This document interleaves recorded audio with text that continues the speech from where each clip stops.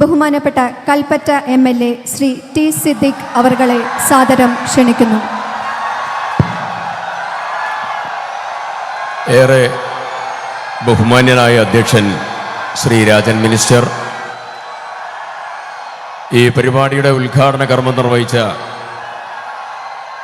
ആദരണീയനായ മുഖ്യമന്ത്രി ശ്രീ പിണറായി വിജയൻ അവർകൾ, പ്രിയപ്പെട്ട മന്ത്രിമാർ, ഉദ്യോഗസ്ഥർ, സഹോദരി സഹോദരന്മാരെ, സ്നേഹിതരെ, സുഹൃത്തുക്കളെ,